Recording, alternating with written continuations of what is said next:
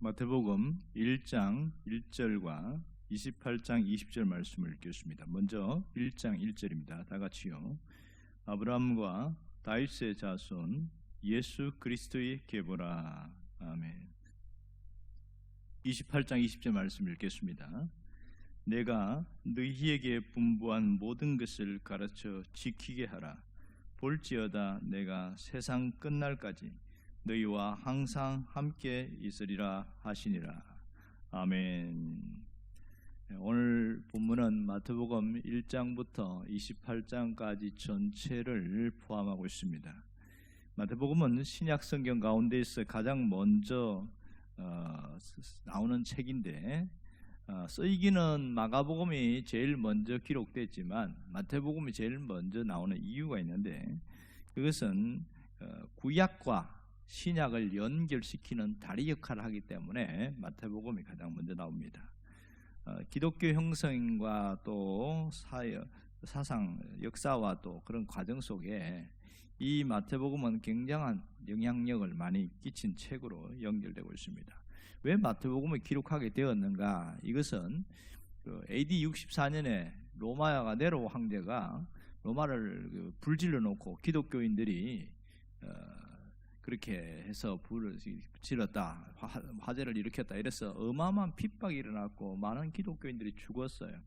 그때에 마가복음이 기록되었습니다. 기독교인들, 살아있는 기독교인들을 위해서 마가복음이 기록되었고 그에 이어서 마태복음이 기록되었는데, 그러니까 아마도 AD 65년에서 68년 사이에 마태복음이 기록되었다고 볼 수 있습니다. 근데 이 마태복음을 읽어보면 몇 가지 의문점들이 많이 생기게 되는데, 대략 한 4가지 정도로 추리하면 이렇습니다. 왜 마태복음에 제일 먼저 족보가 나오는가? 이것은 상당한 고민입니다. 처음 성경을 읽으려고 하는 사람들에게 상당한 장애물이 되는 게 족보입니다. 그래서 어떤 분이 성경을 읽으라고 그래서 신약 성경부터 읽으면 좋다 그래서 처음 읽었는데 이 해도 끝이 안 나는 거예요. 뭐 산부인과 기록도 아니고 왜 이렇게 생소한 이름들이 많냐. 결국은 족보를 끝까지 못 읽고 한 장을 못 넘기고 성경을 덮었다는 얘기들이 상당히 많습니다. 그런 불편함이 있는데도 불구하고 왜 족보가 나오냐는 거예요. 족보 이야기는 마태복음과 누가복음 두 군데 나오는데 이게 특징이고요. 두 번째는 마태복음에는 예수님의 설교가 굉장히 많습니다. 보면 사복음서 중에 예수님의 가르침과 교훈을 많이 담고 있는데, 이 복음서 중에서 유달리 예수님의 설교가 굉장히 많이 나오고 있어요.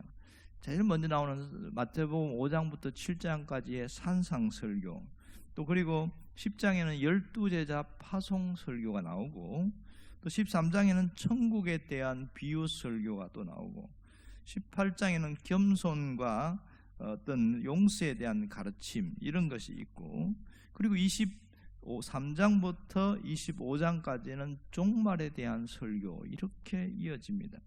정말 마태복음에는 교훈과 설교가 이렇게 많이 나오는데 왜 이렇게 많이 나올까? 이게 의문점이고요. 세 번째는 마태복음에는 구약에 대한 인용이 참 많은데 왜 이렇게 구약에 대한 얘기를 많이 하고 있을까? 이런 거 있습니다.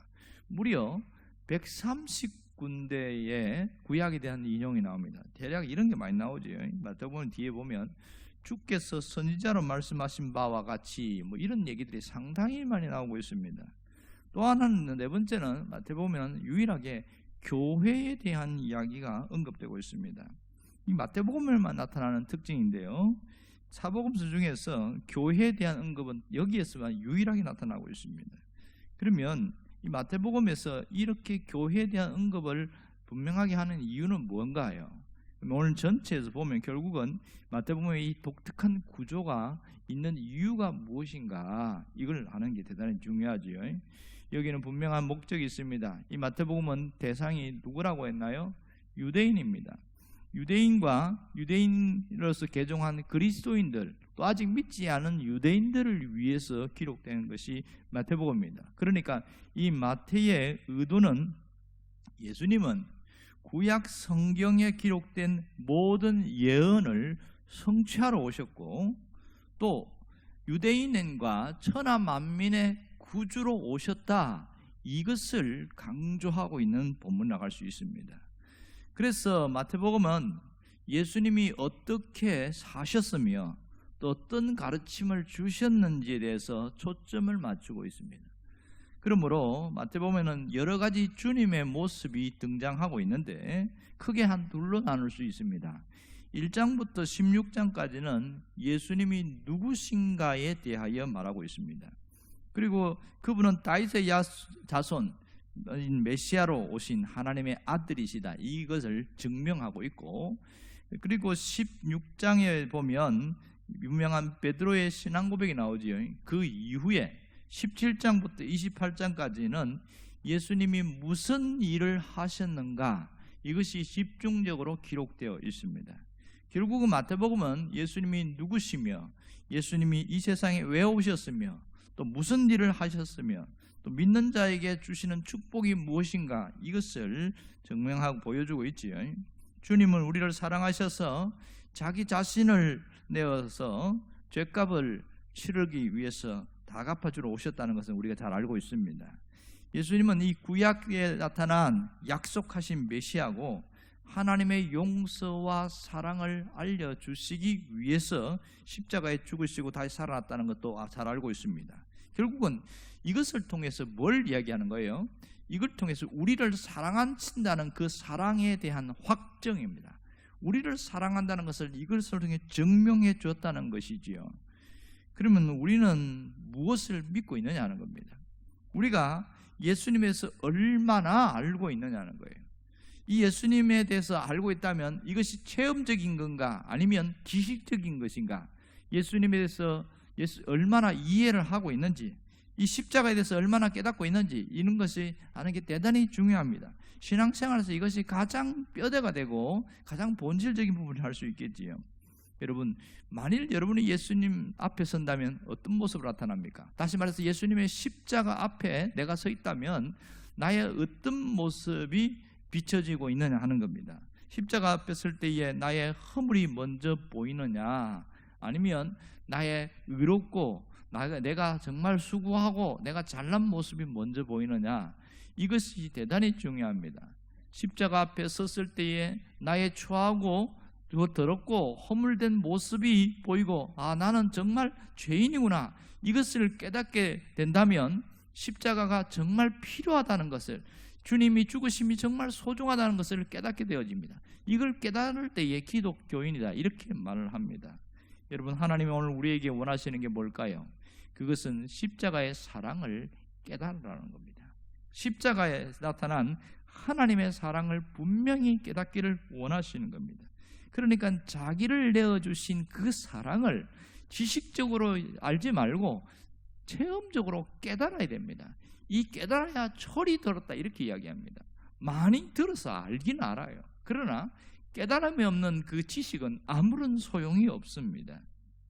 정말 이 십자가의 사랑은 완전한 사랑이라는 것을 우리가 분명히 알아야 합니다.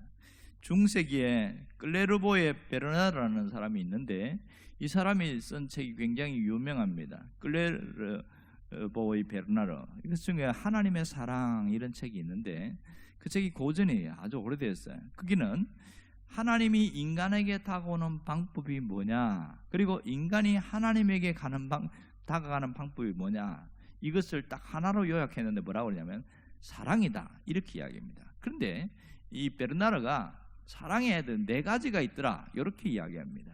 인간이 하나님에게 향해서 가는데 하나의 사랑은, 첫 번째는 미성숙한 사랑이라는 겁니다. 자기를 위해서 하나님을 사랑하는 겁니다. 자기 자신을 위해서, 그런 부분. 두 번째는 이기적인 사랑이다, 이렇게 말합니다. 이기적인 사랑, 뭔가 다 하나님 하는데 그 속에 아직도 교만함이 이렇게 남아있다, 이렇게 이야기합니다. 그래서 이기적인 사랑이다. 세 번째는 이타적인 사랑입니다. 성숙한 사랑인데 부모가 헌신적으로 자식을 위해서 내어주듯이 내가 하나님의 은혜를 받았기 때문에 정말 내가 가진 것을 헌신듯이 그냥 내어드리는 이타적인 사랑, 여기까지가 우리가 할 수 있는 사랑입니다. 그리고 네 번째 사랑이 있는데 뭐라고 그러냐면 완전한 사랑, 그렇게 말합니다. 이 완전한 사랑은 바로 하나님이 우리에게 주시는 사랑의 모습인데, 그 완전한 사랑을 깨달으면서 사람이 존재 가치가 변하고 살아가는 모습이 정말 달라지더라, 이렇게 이야기합니다. 정말로 우리는 어떤 사랑 앞에 서 있습니까? 십자가의 사랑은 바로 이 완전한 사랑인 것을 알 수 있습니다. 이 완전한 사랑, 그것이 십자가를 통해서 증명이 되고 있습니다. 그러므로 이 십자가 사랑은 최종적이고 완전한 사랑이 여기에 있음을 증명해 주고 있습니다. 그렇다면 하나님은 이 십자가를 통해서 그 하나님의 사랑, 우리를 사랑하는 그 사랑을 확정시켜 주셨다는 것을 우리가 분명히 깨닫고 있습니다. 로마서 5장 8절에 보면 그런 말씀 나오지요. 우리가 아직 죄인되었을 때 그리스도께서 우리를 위하여 죽으심으로 하나님께서 우리에게 대한 자기의 사랑을 확정하셨느니라, 이렇게 말합니다.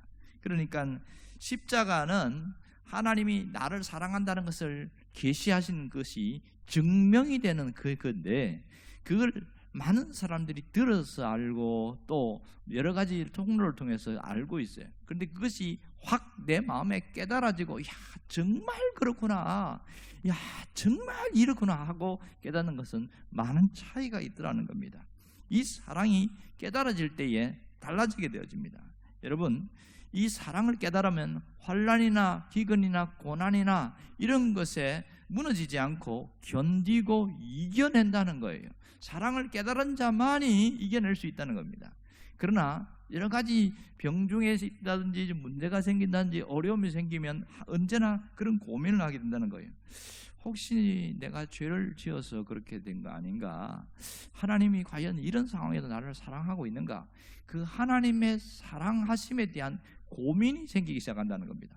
그러다가 어떤 통로나 어떤 것을 통해서 그 하나님의 사랑이 탁 부딪혀 깨달아졌을 때에, 그때부터 내가 무릎을 꿇고 뭐든지 모든 말씀이 다 나에게 하는 말씀으로 깨달아지고, 나를 사랑하셔서 주시는 말씀이고 나의 행복을 위해서 하시는 말씀으로 이렇게 완전히 달라지는 거예요. 메시지 자체가 완전히 달라지는 겁니다.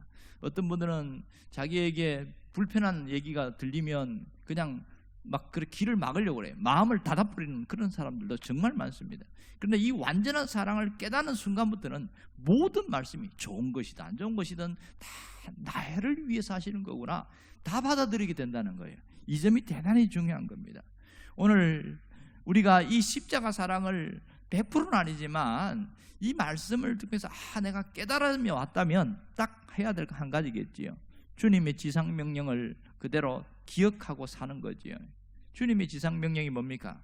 마지막 마태복음 28장 20절에 보면 세 가지를 이야기하고 있습니다. 너희는 가서 모든 족속으로 가르쳐 주님 제자를 삼고 주님을 따르는 자가 되어야 된다. 내가 주님을 따르는 자가 되고 나와 같이 나보다 신앙이 연약한 자가 있어요. 가족일 수도 있고요, 주변에 있는 사람일 수도 있습니다. 그 사람들이 주님의 말씀을 가르침을 받도록 인도하는 일, 이것이 대단히 중요합니다. 세례를 주고, 이 무슨 뜻일까요? 바로 내가 세례받은 사람이죠. 물세례 정도가 아니고 내 옛사람이 죽고 그리스도와 함께 새롭게 부활된 모습이 세례란 말입니다. 그러면 나도 그런 사람이 되었으면 다른 내 옆에 있는 사람도 그렇게 만들어 나가는 것이 내가 해야 될 일이라는 거죠. 그 다음에 가르쳐 지키게 하라, 이 말씀대로 살아가는 것을 보여주고 그 말씀대로 살아가도록 이끌어가는 일이 굉장히 중요하다는 겁니다. 결국 이 세 가지를 묶으면 뭐라고 하냐면 복음 전도다, 이런 말입니다. 복음 전도, 믿지 않는 자들에게 복음을 전하는 일도 들어가고, 이미 믿지만은 제대로 신앙 고백도 불분명하고 세상의 가치관이 머릿속에 꽉 박혀있는 사람, 이런 사람들에게 이 하나님의 말씀의 복음이 그 속에 들어가도록 해줘야 됩니다. 그래서 이 복음이 그 사람 속 있게 만들어야 됩니다. 제일 위험한 게 뭐냐면 우리는 늘 관심이 교회를 다니지 않는 사람에게 관심과 초점이 있습니다. 당연한 거겠지요. 그러나 교회를 다니지만 신앙 고백도 분명하지 않고 이 복음에 대한 진리도 깨닫지 못하고 있는 사람에서는 그냥 이거 믿음이 없어서 그렇지 하고 넘어가 버립니다.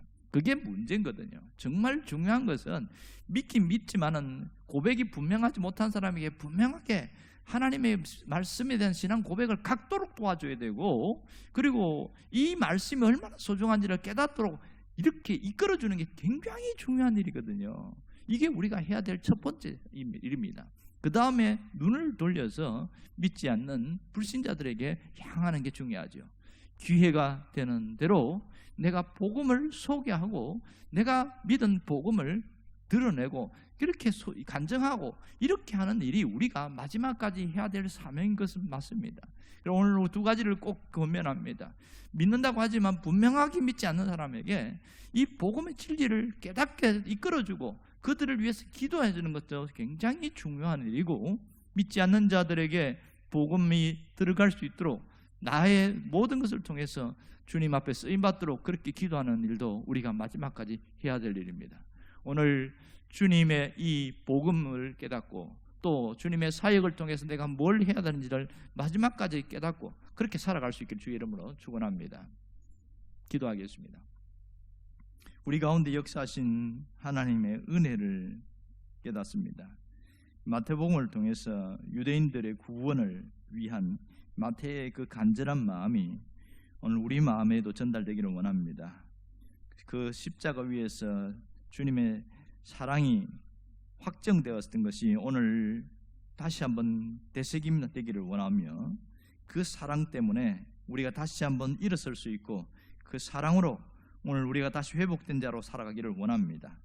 주님의 마지막 지상 명령을 기억하며 살아가기를 간절히 원하며 마지막까지 주님이 원하는 대로 사는 성도들이 되게 하여 주옵소서. 예수님의 이름으로 기도합니다. 아멘.